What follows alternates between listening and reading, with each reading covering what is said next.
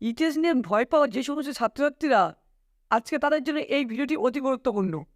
কারণ এই ভিডিওটি দশম শ্রেণীর ছাত্রছাত্রীদের জন্য খুবই প্রয়োজনীয় একটি তথ্যমূলক ভিডিও।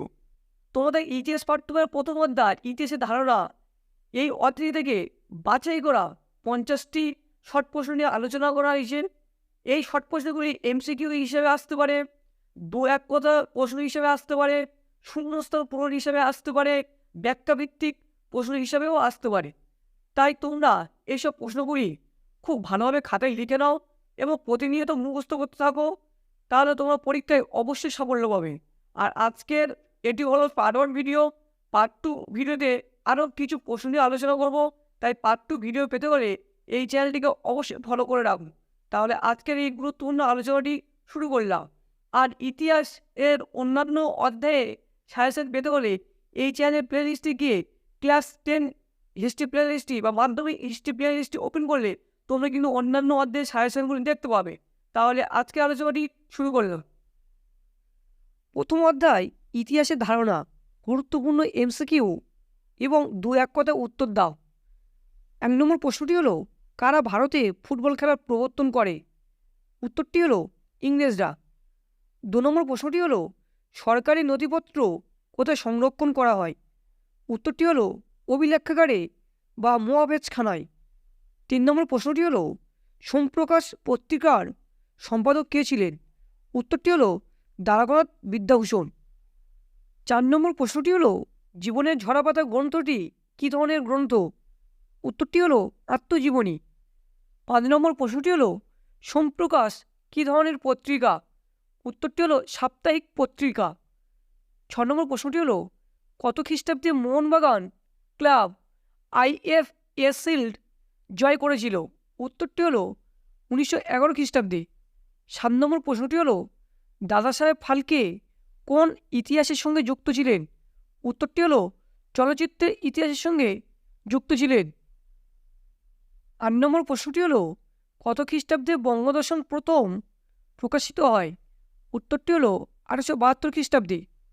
9 নম্বর প্রশ্নটি হলো, বঙ্গদর্শন সাময়িক পত্র কে প্রবর্তন করেন? উত্তরটি হলো বঙ্কিমচন্দ্র চট্টোপাধ্যায়। 10 নম্বর প্রশ্নটি হলো, কলকাতা বিজ্ঞান কলেজের ইতিহাস কোন ইতিহাসের অন্তর্গত?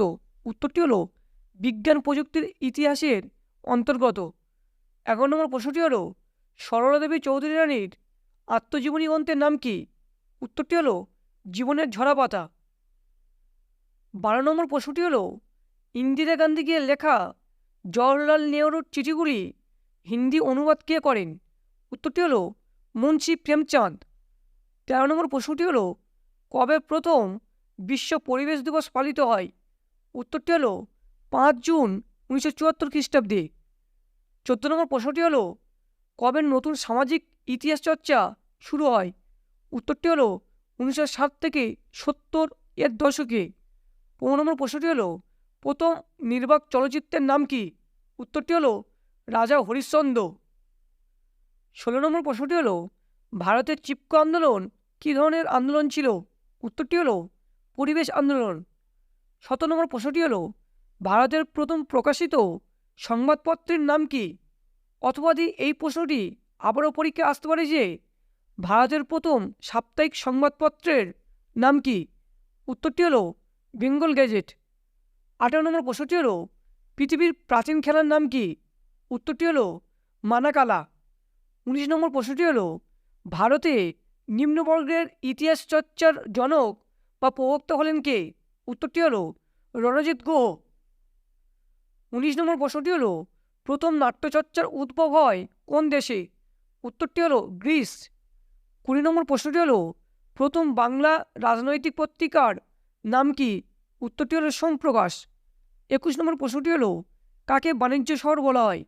উত্তরটি হলো মুম্বাইকে বাণিজ্য শহর বলা হয়। 22 নম্বর প্রশ্নটি হলো, কাকে সংস্কৃতির শহর বলা হয়?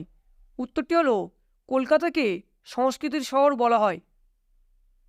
23 নম্বর প্রশ্নটি হলো, কাকে ভারতীয় চলচ্চিত্রের জনক বলা হয়?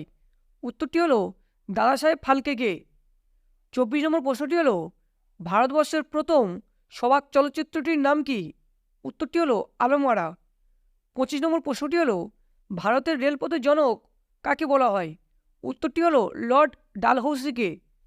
26 নম্বর প্রশ্নটি হলো কাকে নিষিদ্ধ শহর বলা হয়? উত্তরটি হলো লাসাকে নিষিদ্ধ শহর বলা হয়। 27 নম্বর প্রশ্নটি হলো ইকোলজিক্যাল ইম্পিরিয়ালিজম কে লিখেছিলেন? উত্তরটি হলো আলফ্রেড ক্রসবি। 28 নম্বর প্রশ্নটি হলো কবে বিশ্ব নারী দিবস পালিত হয়? উত্তরটি হলো 8 মার্চ। 29 নম্বর প্রশ্নটি হলো ভারতের জাতীয় মহাবেশখানা কোথায় অবস্থিত? উত্তরটি হলো দিল্লিতে। 30 নম্বর প্রশ্নটি হলো কোন খেলাকে ভদ্রলোকের খেলা বা খেলার রাজা বা 22 গজের খেলা বলা হয়? উত্তর হলো ক্রিকেট। 31 নম্বর প্রশ্নটি হলো কোন দেশকে কেকের দেশ বলা হয়? উত্তরটি হলো স্কটল্যান্ডকে। 32 নম্বর প্রশ্নটি হলো বিপিনচন্দ্র পালের আত্মজীবনী গ্রন্থের নাম কি? উত্তরটি হলো 70 বৎসর। 33 নম্বর প্রশ্নটি হলো রবীন্দ্রনাথ ঠাকুরের লেখা স্মৃতিকথা কোনটি? উত্তরটি হলো জীবনস্মৃতি। 34 নম্বর প্রশ্নটি হলো চিপকো আন্দোলনে নেতৃত্ব দেন কে? উত্তরটি হলো সুন্দরলাল বহুগুণা। 35 নম্বর প্রশ্নটি হলো নর্মদা বাঁচাও আন্দোলনের নেত্রী কে ছিলেন? উত্তরটি হলো মেধা পাটেকর। 36 নম্বর প্রশ্নটি হলো প্রথম বাংলা সবাক চলচ্চিত্রের নাম কি? উত্তরটি হলো জামাইষষ্ঠী। 1931 খ্রিস্টাব্দে এই চলচ্চিত্রটি দেখানো হয়েছিল। 37 নম্বর প্রশ্নটি হলো প্রথম বাংলা নির্বাক চলচ্চিত্রের নাম কি? উত্তরটি হলো বিল্লমঙ্গল। 38 নম্বর প্রশ্নটি হলো হকির জাদুকর কাকে বলা হয়? উত্তরটি হলো ধ্যানচাঁদকে। 39 নম্বর প্রশ্নটি হলো প্রথম কে স্পঞ্জ রসগোল্লা তৈরি করেন? উত্তরটি হলো নবীনচন্দ্র দাস। 40 নম্বর প্রশ্নটি হলো কলকাতা শহরের ইতিহাস নিয়ে কারা গবেষণা করেছেন? উত্তরটি হলো প্রদীপ সিংহ ও সৌমেন মুখোপাধ্যায়। 41 নম্বর প্রশ্নটি হলো সাইলেন্ট স্প্রিং গ্রন্থের লেখক কে? উত্তরটি হলো র্যাচেল কার্সন। 42 নম্বর প্রশ্নটি হলো কাওয়ালের জনক কাকে বলা হয়? উত্তরটি হলো আমির খসরুকে।